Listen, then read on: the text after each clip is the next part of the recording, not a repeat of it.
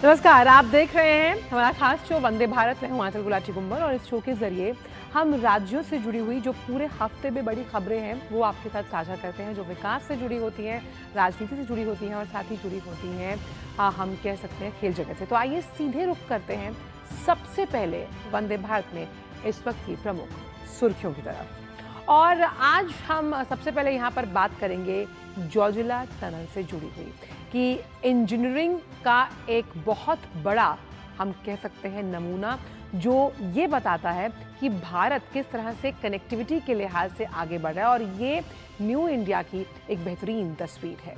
हम इस पर करेंगे विस्तार से बात। उसके बाद बात होगी कि 12 साल हो गए हैं केंद्र में मोदी सरकार को, और ऐसे में कई क्षेत्रों में युगांतकारी बदलाव आए हैं। ये न्यू इंडिया क्या कहता है, किन किन क्षेत्रों में हम आत्मनिर्भरता के साथ बढ़ रहे हैं आगे, इस पर भी होगी विस्तार के साथ चर्चा। और फिर योग दिवस आने वाला है, उल्टी गिनती योग दिवस की शुरू हो गई है, और कैसे योग करते हुए निरोग और योगी आप रह सकते हैं, इस पर भी होगी बात। लेकिन आइए सबसे पहले हम शुरुआत करते हैं वंदे भारत की जोजिला टनल से जुड़ी इस बड़ी खबर के साथ। तो बात जोजिला टनल की कि किस तरह से एक युगांतकारी बदलाव के साथ जब इस टनल को देश को समर्पित किया गया। लद्दाख में कनेक्टिविटी का ये एक नया युग है, क्योंकि लद्दाख को साल भर देश के बाकी हिस्सों से जोड़ने वाला बहुप्रतीक्षित जो जोजिला टनल है, उसमें हाल ही में एक ऐतिहासिक उपलब्धि हुई। जोजिला टनल का ब्रेक थ्रू पूरा हो गया। इसके निर्माण कार्य में इसे सबसे कठिन चरण जो है वो माना जा रहा था, और इसे सफलतापूर्वक अब पूरा कर लिया गया। ये सुरंग सामरिक, आर्थिक और पर्यटन की दृष्टि से बहुत महत्वपूर्ण मानी जा रही है। आइए जानते हैं इस रिपोर्ट के जरिए।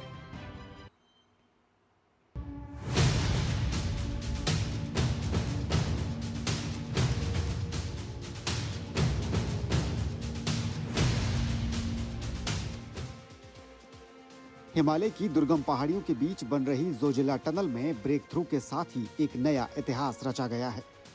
करीब 14 किलोमीटर लंबी ये सुरंग जम्मू कश्मीर के सोनमर्ग को लद्दाख के द्रास और कारगिल क्षेत्र से हर मौसम में जोड़ने का काम करेगी। अभी भारी बर्फबारी के कारण जोजिला दर्रा कई महीनों तक बंद रहता है, जिससे आवाजाही प्रभावित होती है। जोजिला टनल की कुल लंबाई करीब 14.15 किलोमीटर है और ये करीब 11,500 फीट से ज्यादा की ऊंचाई पर बनी है। इस सुरंग के जरिए जम्मू कश्मीर और लद्दाख का संपर्क अब साल के 12 महीने बना रहेगा, क्योंकि बर्फबारी के चलते जोजिला दर्रा कई महीनों तक बंद रहता है। इसके साथ ही पर्यटन, व्यापार और सैन्य सुरक्षा के लिहाज से भी ये उपलब्धि एक ऐतिहासिक उपलब्धि है। ये टनल नेशनल हाईवे 1 पर जम्मू कश्मीर के गांदरबल इलाके के बाल्टन क्षेत्र को लद्दाख के कारगिल जिले के द्रास से जोड़ने का काम करेगी।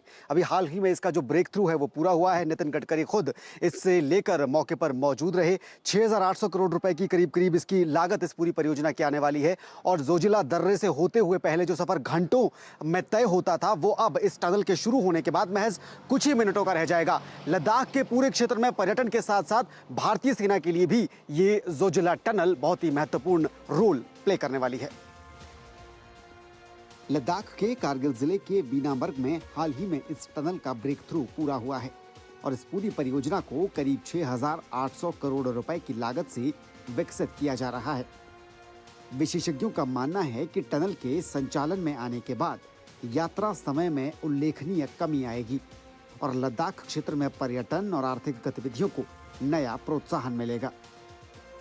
हमें पता है कि इस जोजिला में विंटर के टाइम में जब चलना होता तो हमें कितनी दिक्कतें आती थी, कितनी परेशानियां, चाहे सोनमर्ग साइड से हो चाहे द्रास साइड से हो। तो जब ये टनल खुलेगा तो मुझे पूरा उम्मीद है कि जो हमारा जो पॉइंट होता था 20 से 25 किलोमीटर का, जिसमें हमें बड़ा रिस्की था, ये शैतान नाला से लेके बजरी नाले तक, तो वो हमारा इसके बीच में छूट जाएगा। तो हमें बड़ी खुशी का मौका है कि आज हम इस मौके पर इधर आए हैं और हमें ये टनल हमारे नाम हो जाएगा। जोजिला टनल का ब्रेक थ्रू सिर्फ एक इंजीनियरिंग उपलब्धि नहीं है, बल्कि हिमालयी क्षेत्रों में विकास और संपर्क के एक नए युग की शुरुआत है। परियोजना पूरी होने के बाद लद्दाख की जीवन रेखा कही जाने वाली ये सुरंग इस क्षेत्र के विकास को एक नई रफ्तार देगी। ब्यूरो रिपोर्ट के साथ धर्म प्रकाश, डीडी न्यूज। तो भारत का ये जोजिला टनल कैसे ये एक पैराडाइम शिफ्ट लेकर आ रहा है कनेक्टिविटी के लिहाज से, आइए आपको कुछ ग्राफिक्स के जरिए बताते हैं। तो कश्मीर और लद्दाख के बीच अब पूरे अगर हम साल की बात करें तो आवागमन अब संभव हो पाएगा जो पहले नहीं पॉसिबल था। इससे टूरिज्म को बढ़ावा मिलेगा। साथ ही साथ अगर हम देखें तो स्थानीय व्यापार है और आपकी जो डोमेस्टिक इकोनॉमी है वो मजबूत होगी और शिक्षा, स्वास्थ्य और जो तमाम आवश्यक सेवाएं हैं या फिर जो रसद पहुंचाया जाता है, इन सेवाओं की पहुंच अब सुनिश्चित करना बेहद आसान हो जाएगा इस ब्रेक थ्रू के बाद।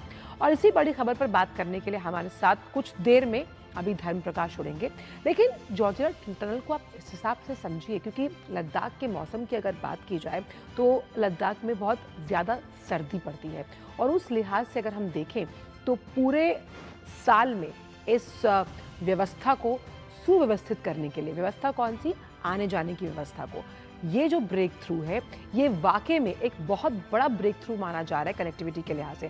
सोनमर्ग को द्रास करगिल से जोड़ने वाली ये अहम परियोजना है, आप देख सकते हैं, क्योंकि ये दूरस्थ और दुर्गम इलाके हैं। अब यहाँ पर अगर टनल के ब्रेक थ्रू से जो ये स्वास्थ्य सेवाएं हैं, शिक्षा सेवाएं हैं, उनकी पहुंच आसान बनेगी, तो आप ये समझ सकते हैं कि कैसे राज्य का जो आर्थिक विकास है उसमें भी बढ़ोतरी संभव हो पाएगी। क्योंकि अगर कोई राज्य 12 साल में कुछ ही वक्त के लिए पर्यटन सुविधाएं दे पाता है और शिक्षा और स्वास्थ्य की सुविधाएं भी वहाँ पर हम कह सकते हैं टाइम लिमिटेड टाइम जोन के हिसाब से होती हैं, तो आम जन के साथ साथ उस राज्य की आर्थिक व्यवस्था को भी कहीं ना कहीं ये दंश झेलना पड़ता है। लेकिन जोजिला टनल हम कह सकते हैं एक बहुत बड़ा युगांतकारी बदलाव लेकर आया है और लद्दाख और जम्मू कश्मीर इसकी कनेक्टिविटी को मजबूत करने के लिए जोजिला टनल जो है वो अहम रोल निभाता हुआ नजर आएगा।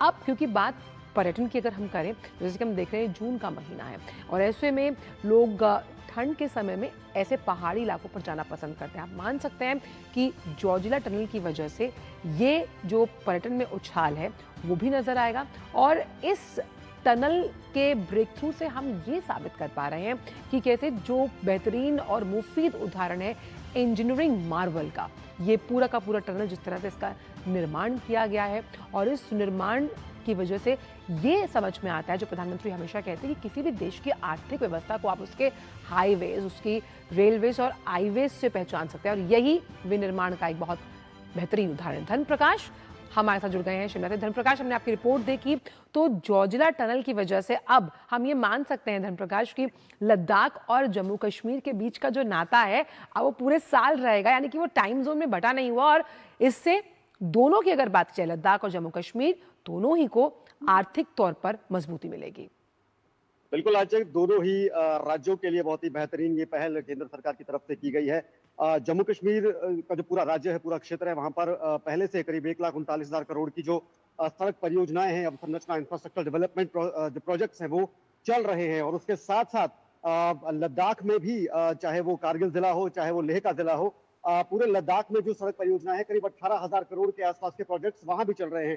तो जम्मू कश्मीर और लद्दाख को विकसित करने के लिए वहां पर इंफ्रास्ट्रक्चर डेवलपमेंट को लेकर जो सेंट्रल गवर्नमेंट है उनकी तरफ से ऑलरेडी बहुत सारे ऐसे जो प्रोजेक्ट्स है वो चलाए जा रहे हैं और ये जोजिला टनल जो प्रोजेक्ट है ये भी उसी का एक जो हिस्सा है।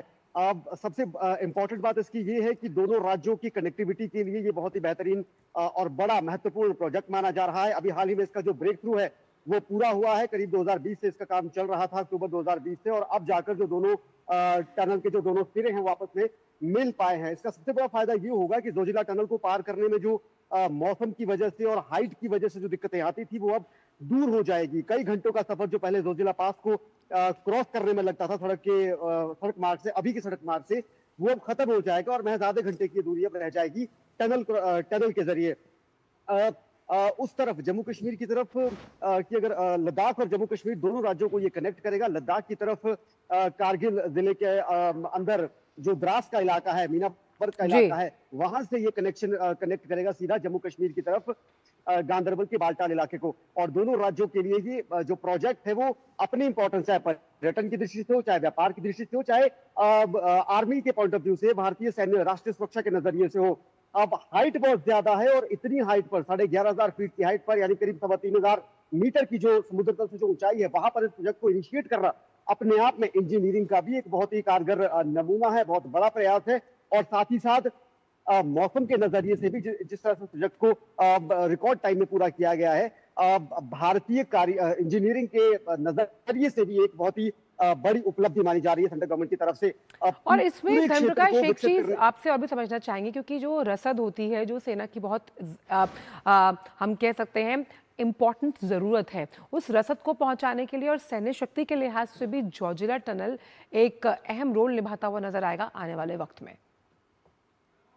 बिल्कुल, सीमावर्ती क्षेत्रों में भारतीय सेना, चाहे बॉर्डर सिक्योरिटी फोर्सेस हो, चाहे इंडियन आर्मी हो, उनको सरवाइव करने के लिए, चलो भारतीय सेना की जो जांबाजी है वो तो है, लेकिन उन्हें विषम जो मौसम प्राकृतिक परिस्थितियां हैं, वहां पर सर्वाइवल के लिए जो महत्वपूर्ण रोजमर्रा की चीजें हैं उनका पहुंचाना वह बेहद ज्यादा जरूरी होता है। और उसके लिए जो सड़क मार्ग है वो सबसे बड़ा इंपॉर्टेंट रोल प्ले करता है। और सड़क मार्ग इंपॉर्टेंट रोल प्ले तब नहीं कर पाता जब मौसम, बर्फबारी और ज्यादा हाइट की वजह से जो यातायात है वो अवरुद्ध हो जाता है, बाधित हो जाता है। खासकर सर्दियों की अगर हम बात करें, बर्फबारी के उस दौर की बात करें जब महीनों तक जो पास है वो बंद रहता है, उस दौर में मुश्किलों का सामना भारतीय सेना को, भारतीय सेना के जांबाजों को, सीमा पर तैनात जांबाजों को करना पड़ता है, जो अब कम से कम नहीं करना पड़ेगा, क्योंकि 12 महीने ये कनेक्टिविटी अब रहेगी। और रसद की जो आपने बात करी, सारा जो चाहे इंडियन आर्मी का जो एम्युनिशन है, या फिर आर्मी की जो पलटने हैं, टुकड़ियां हैं, या फिर खाने पीने की सामग्री है, दूसरा जितना भी सामान उसके उनके लिए चाहिए होता है, उसकी आवाजाही अब बहुत ज्यादा आसान हो जाएगी इस टनल के इसका निर्माण कार्य पूरा होने के बाद। अभी तो सिर्फ ब्रेक थ्रू हुआ है, लेकिन अगर अगले कुछ ही वक्त में जो संचालन है इसका वो भी शुरू हो जाएगा टनल का। और संचालन होने के बाद सबसे महत्वपूर्ण जो फायदा है, सबसे बड़ा जो महत्वता इसकी रहने वाली है, वो भारतीय सेना के लिए रहने वाली है, राष्ट्रीय सुरक्षा के लिए रहने वाली है। उसके अलावा दोनों राज्यों के विकास को लेकर केंद्र सरकार कितने बड़े प्रयास कर रही है, उसमें तो ये एक बड़ी उपलब्धि है। बिल्कुल, बहुत बहुत शुक्रिया धर्मप्रकाश आपका इन तमाम जानकारी को हमसे साझा करने के लिए। तो जोजिला टनल का ब्रेक थ्रू और कुछ ही समय में जब इसका संचालन शुरू हो जाएगा, ये अपने आप में सेना के लिए, वहाँ की आम जनता के लिए, अर्थव्यवस्था और पर्यटन के लिए बहुत अहम साबित होने वाला है। और आइए अब बात करते हैं रंगीलो राजस्थान की, जहाँ पाली की जनता ने प्रधानमंत्री नरेंद्र मोदी सरकार के केंद्र में 12 वर्ष पूरा होने के उपलक्ष्य में आयोजित जो कार्यक्रम है उसके दौरान वर्तमान कार्यकाल को ऐतिहासिक और सुशासन का युग करार दिया। पाली के लोगों ने मोदी सरकार द्वारा देश के जो बुनियादी ढांचे हैं, उसके साथ आधुनिक सुविधाएं जैसे वंदे भारत ट्रेन की अगर बात की जाए या अन्य जन कल्याणकारी योजना है, उसके विस्तारीकरण की सराहना की है। आइए देखते हैं इस रिपोर्ट के जरिए। प्रधानमंत्री नरेंद्र मोदी के सफल कार्यकाल के 12 वर्ष पूर्ण होने पर राजस्थान के पाली में लोगों ने सराहना करते हुए इस कालखंड को ऐतिहासिक बताया है। पाली के लोगों ने सरकार की उपलब्धियों की सराहना करते हुए इस दौर को ऐतिहासिक बताया है। जनता ने स्वीकार किया कि बीते 12 वर्षों में देश ने विकास, आधारभूत संरचना, डिजिटल क्रांति और जन कल्याणकारी योजनाओं के क्षेत्र में नई ऊंचाइयों को छुआ है। पाली के विभिन्न वर्गों के नागरिकों ने केंद्र सरकार की योजनाओं को आमजन के लिए लाभकारी बताते हुए प्रधानमंत्री के नेतृत्व की प्रशंसा की। पिछले 2000 सालों में ये 12 साल जितने स्वर्णिम रहे हैं भारत और भारतीय संस्कृति के लिए, वो कल्पना के बाहर है। ऐसे कई कार्य हैं जो नरेंद्र मोदी जी ने अपने कार्यकाल में पूरे करवाए हैं और अभी भी किए जा रहे हैं उनके द्वारा। बहुत सारी योजनाएं आने वाले समय में हमें और देखने को मिलेगी।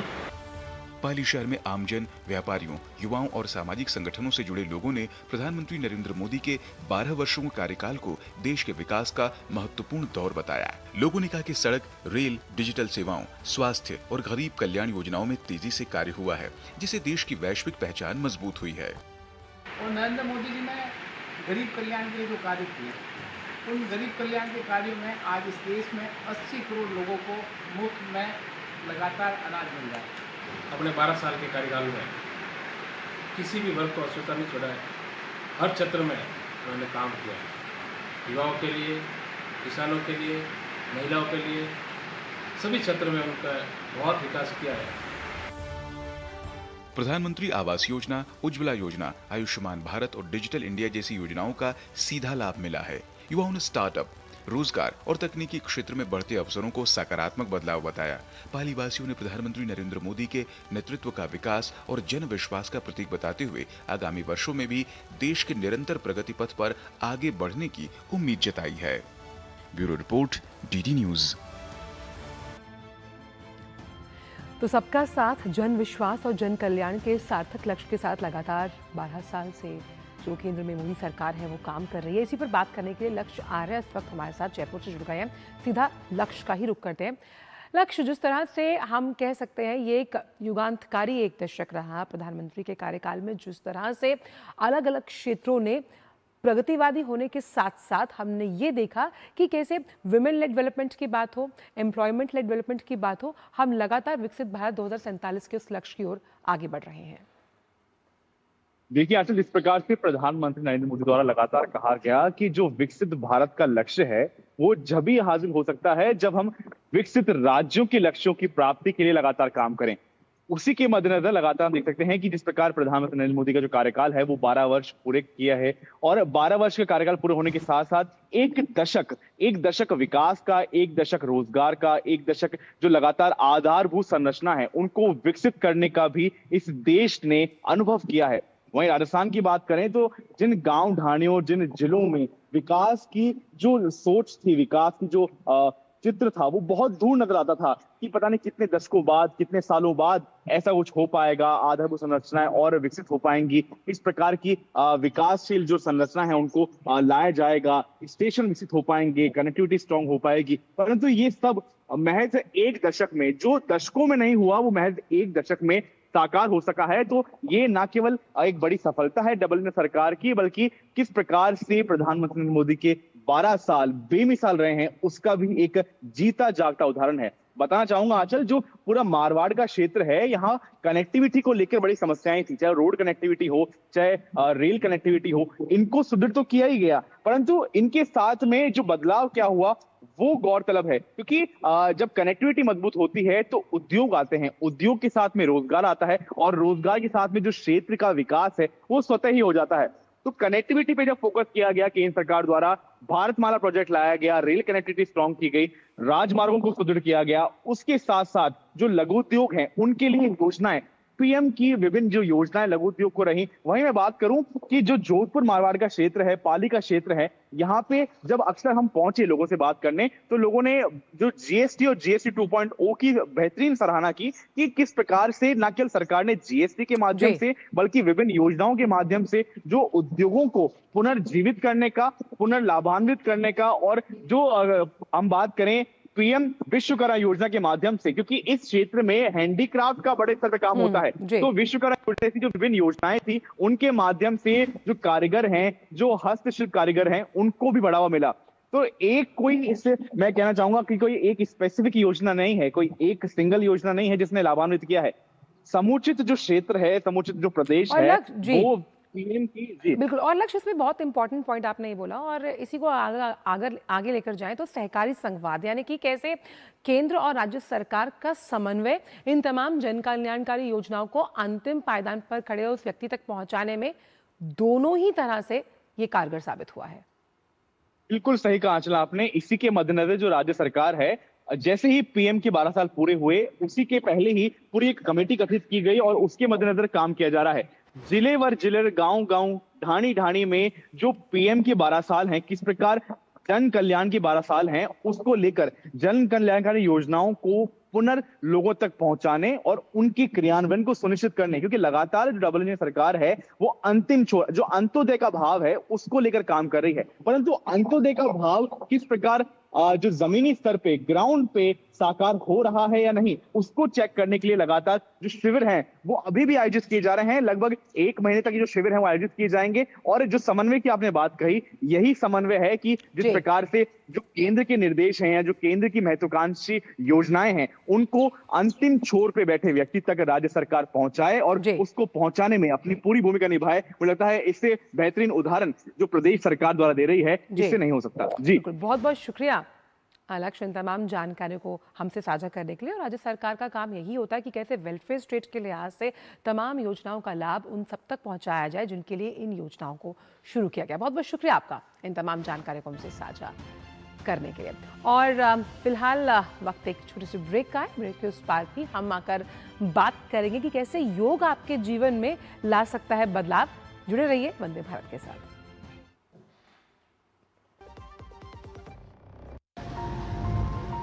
जब मैंने नई लाइफ शुरू की थी ना बेटा, तो सफर में 1000 चुनौतियां मिली, पर साथ में हौसला भी मिला,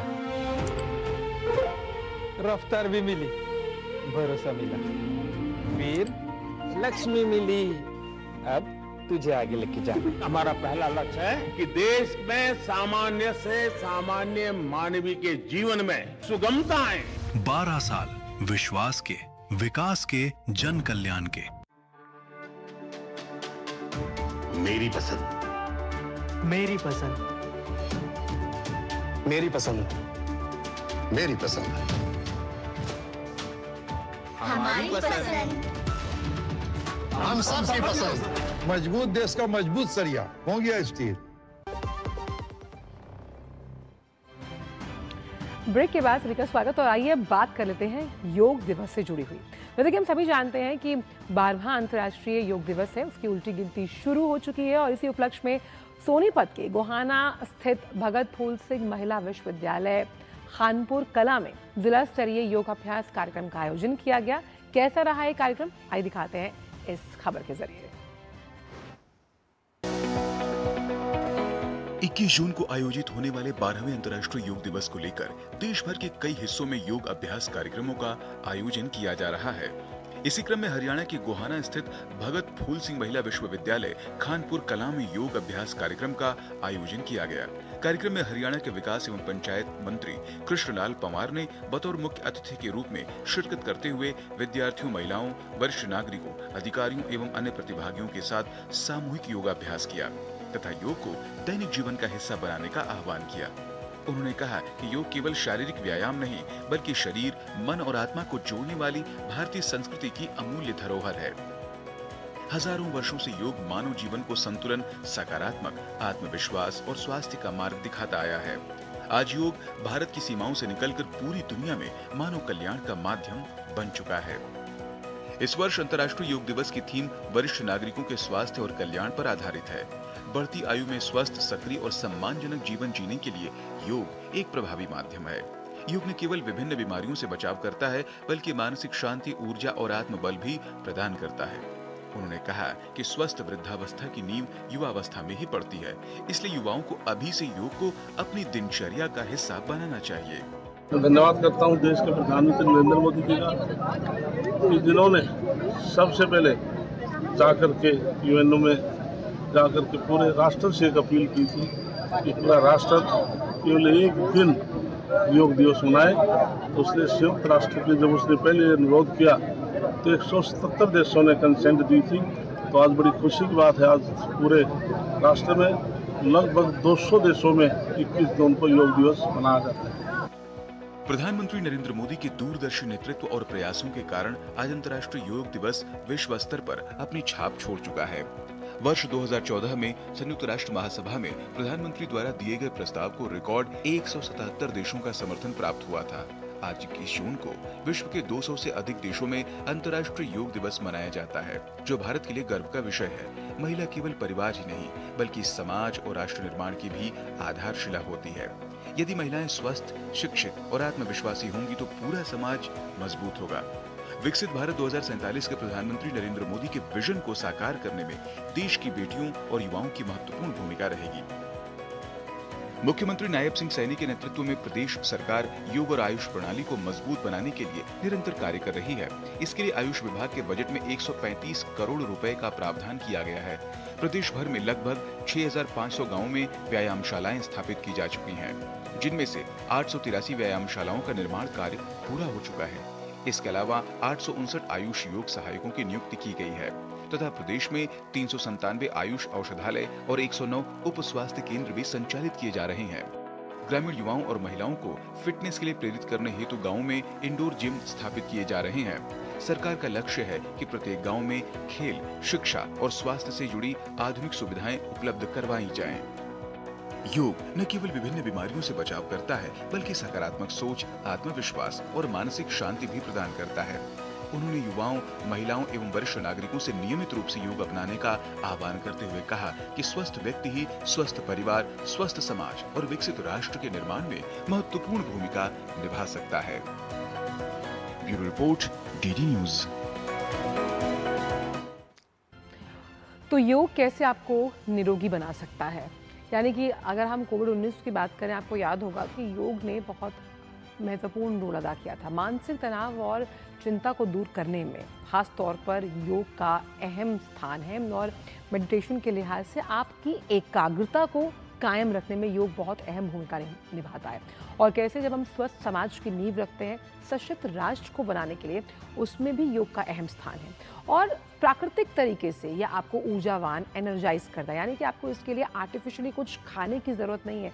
ये सब कुछ सांस की प्रक्रिया पर निर्भर करता है। और लाइफस्टाइल से जुड़ी बीमारियां, जिस तरह से आज की ज़िंदगी की आपाधापी है, जिसमें हम कई बार अपने खान पान का ध्यान नहीं रख पाते, बैलेंस डाइट नहीं ले पाते, उन लाइफस्टाइल से जुड़ी हुई बीमारियों को, जिसमें हम हाई बीपी की बात करते हैं, हम ओबेसिटी की बात करते हैं, उन बीमारियों को दूर रखने में योग बेहद प्रभावी है। और इस बार का जब योग दिवस आएगा, जिसकी उल्टी गिनती शुरू हो चुकी है, ये भी इसी पर आधारित है कि कैसे हम स्वस्थ समाज के साथ एक सशक्त राष्ट्र का निर्माण कर सकते हैं।